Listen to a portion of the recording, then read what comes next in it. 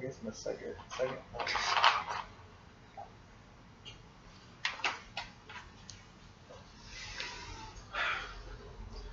Hello class, my audience. As you may notice, I only have 2 members. My 3rd member got sick today, could not make it.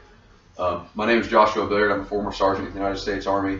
Served 6 years across 3 different duty stations, including Fort Hood, Texas, Fort Benning, Georgia, and Fort Riley, Kansas.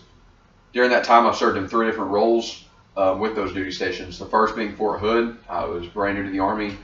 I spent the first about 10 months roughly getting ready to deploy to Iraq for a combat mission in support of our Operation Iraqi Freedom and Operation, to be honest, I can't remember at this time, but it was kind of the closing mission when we were getting ready to pull out. This was in 2010 to 11. From there, I spent the last few months at Fort Hood getting ready. I moved to Fort Benning. Once I got down there, I was a specialist. At first, I was just assigned to help out with the training for the new officers.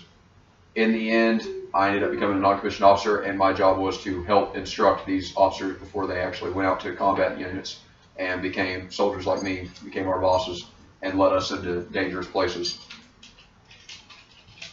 When I got to Fort Riley, once again, I returned back to a combat unit. However, I never deployed with them. Instead, during that time, I took what knowledge I had and experience I had, and I used it to train new soldiers to get them ready for future combat missions, whether they be in Iraq, Afghanistan, or any upcoming ones that may occur in the future. I want to talk to you a little bit about the 16 weeks that it takes to become a 19 Delta, which is the MOS code for Cavalry Scout. It's one of 3 main combat jobs in the United States Army. There's infantry, which is 11 Bravo, 19 Kilo, which is tankers, and 19 Delta, which is cavalry. The kilos and the deltas, we make up what is called, just strictly cavalry.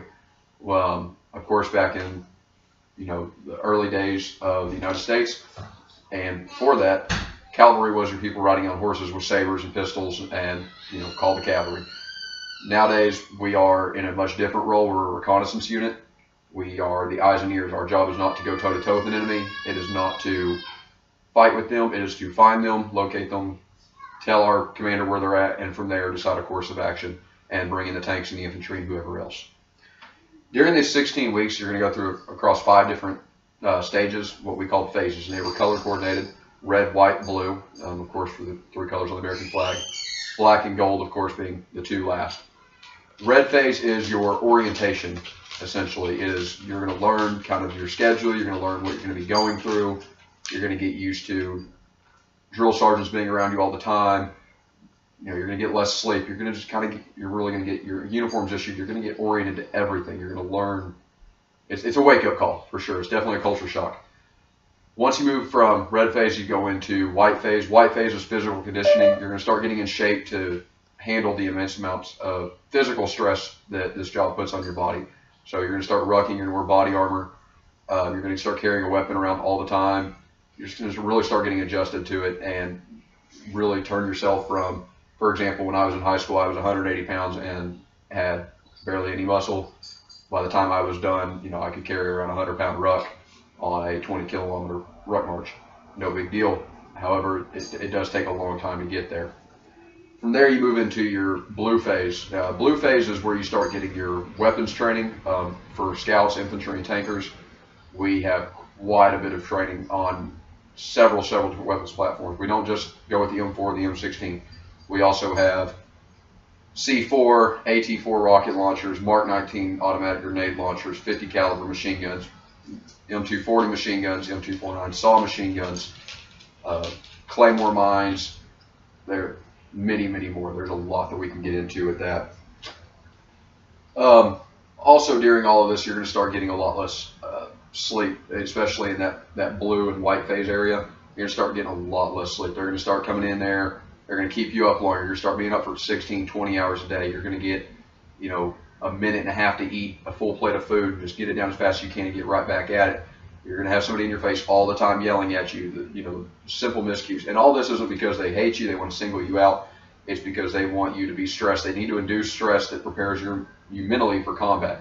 The United States Army is not all about being physically strong as much as it is also being mentally strong. You got to be able to handle that. When you see these bad things that we've all heard about happening in war, mentally you have to be prepared. And a lot of times that does come back to bite people. They take it the wrong way, they take it a hard way, but it is definitely part of it, and it's how we breed a different type of person to endure these stressors. After that last phase, you're going to move into a family day weekend. You get 2 days off. You get to kind of hang out with your family if they come up. If not, you still get 2 days off, though. You get to relax, kind of unwind. You're in uniform the entire time. You're being watched pretty much the entire time. But when you come back from that, you go into black phase, and it's basically red phase all over again. The drill sergeants come in and they really start to mess with you. They make you think you're never going to graduate. They make you think you're in trouble. They make you think you're going to fail.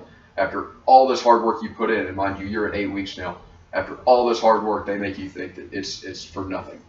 Black phase, however, though, once you kind of have dealt with that, they've got you reintegrated, they've got your mind back in the game, they're going to start teaching you call for fire, which is basically, calling up to an artillery unit and saying, hey, I've got an enemy at this position, and you're going to learn how to effectively call for artillery to do what they do. You're also going to learn land navigation. You get a map, compass. You're going to have some random points. They're going to drop you off in the middle of the night, and you're going to go from point to point until you finally find the finish line. Drill sergeants are there waiting for you. Of course, in the standard of the Army, safety is key, so they are watching you the entire time, whether you realize it or not, and I promise you won't realize it. Another thing is vehicle maintenance. You're going to learn how to take care of that Bradley, which is a mechanized miniature tank is what we like to call it. You're also going to take care of the Striker and the Humvee. Those are the 3 main vehicles of the cavalry when we're not on foot. And last, you're going to do a gunnery mission with them. During this gunnery mission, you're going to walk around and you're going to be on these road courses, and you're going to engage targets as if you were doing it across the battlefield. Last is gold phase. You do a field training exercise, and during that FTX, you're going to get to implement all the knowledge you've gained since then. An article from Army.mil is why the United States Army likes to induce so much stress. We induce this stress to prepare you mentally for combat. There's a lot to it, and it's very important that it's not all just physical. We need to prepare you the best we possibly can at all times. Once again, my name is Joshua Billiard, former Sergeant United States Army. I appreciate your time. Thank you.